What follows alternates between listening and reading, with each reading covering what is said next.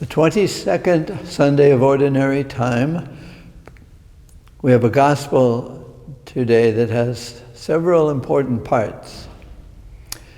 The Pharisees have invited Jesus to dine, which forms a nice setting because Luke says they are observing everything that Jesus is doing.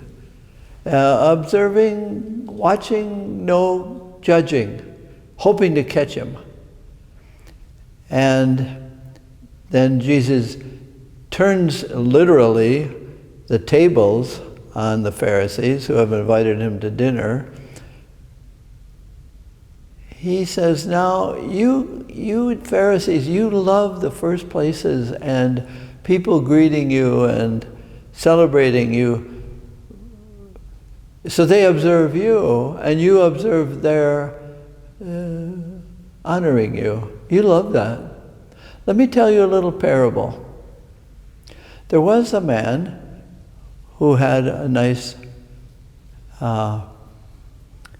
dinner, and there was a man there who put himself first. And then the man came, the host said, someone else has come, you go to the end of the table.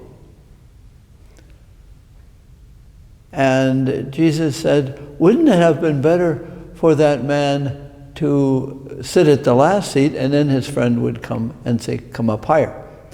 So is that a strategy for social humility? Well, humility is the key word here.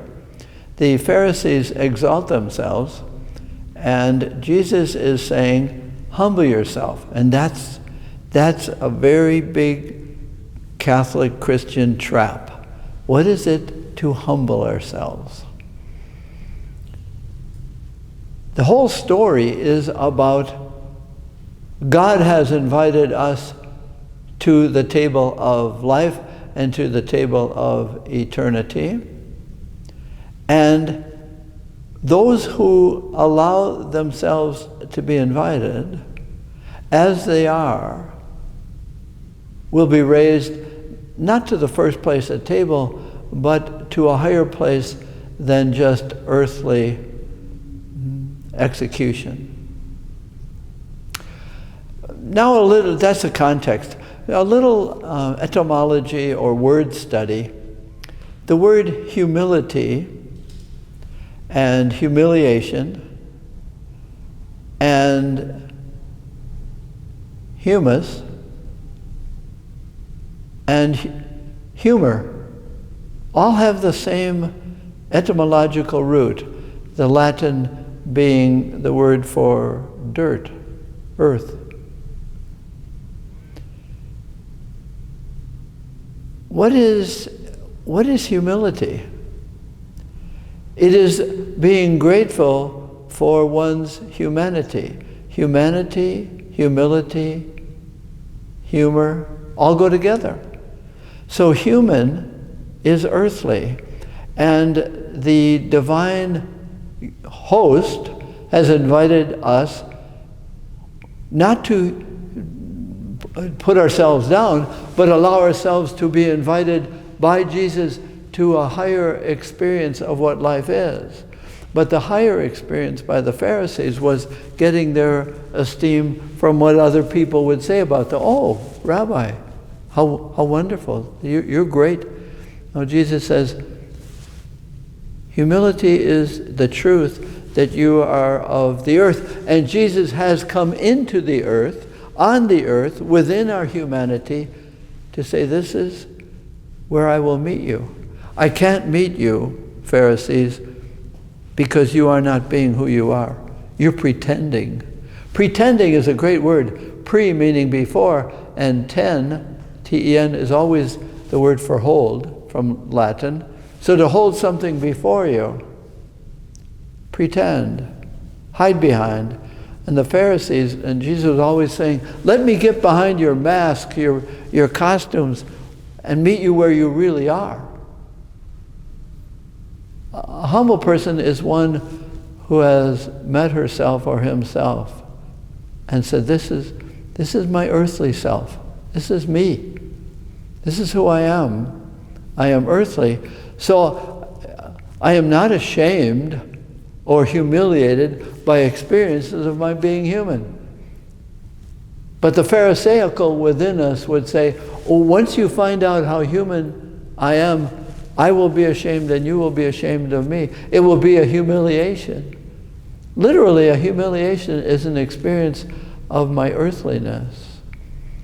And our faith says it is in your earthliness that you will be met by the Jesus who came to be one of us. But one of the other words is interesting. How does humor fit into human? Most humor deals with the incongruous. A dog went into a bar and said, no, dogs don't go into bars and talk. That's funny. It's humorous. And what he might say would be humorous.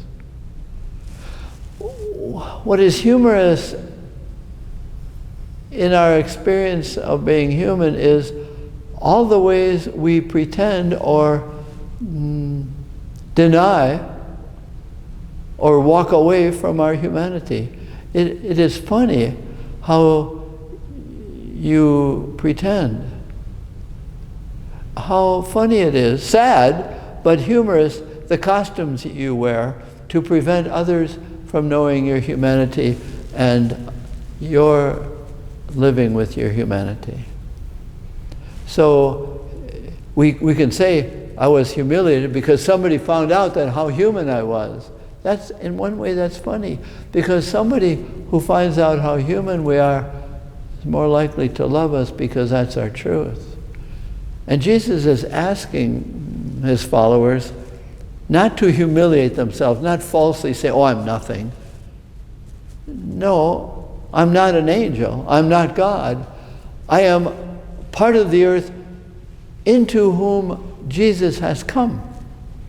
The dwelling within my tent is the incarnation, is the humanness of Jesus. Saying, now live with your humanity. Don't cover it up. Don't act in such a funny way as to pretend you're not human. I remember my now adult nephew, when he was a little kid, he was on the third step of a house when I was visiting his parents. And he said, you know, I've got a Batman's cape and I can fly. And this is going to be humorous. I said, okay, go. And he got down to the second step and he jumped. And he crashed, which I thought was funny, but he was crying because he was ashamed because he couldn't fly. But it was humorous that he tried to fly. And he came over to me in tears and I hugged him and I said, oh, that's okay. You didn't hurt yourself. And he looked up and he says, but did you see my cape flutter? That was funny. That in the midst of his crash, he wanted to make sure that I saw his cape fluttering. He wasn't Batman. He was just my nephew. For him, it was a humiliation. For him, it was a humbling that is giving him his truth. Not putting himself down, but putting himself in a position to accept the earthliness of him as God does in Jesus. Accepts the place that we are at our true place. And he will raise us up to the divine table, which we call eternity. And so the Word of God and the Eucharist comes to us. We receive it in our human hands. And sometimes we have to face the humorous way we run away from our humanity. We are of the earth. And Jesus was born to the earth and invites us to live as humans on our way to receiving eternity, not as a gift that we earned, but a gift that he earned for us in his redemptive love, which we celebrate at the Eucharist. One final thing. See if you can find the humorous in the way you pretend. What's humorous about how you talk, how you walk? Are you walking to impress? That's the Pharisee. And the Pharisees to Jesus are kind of funny.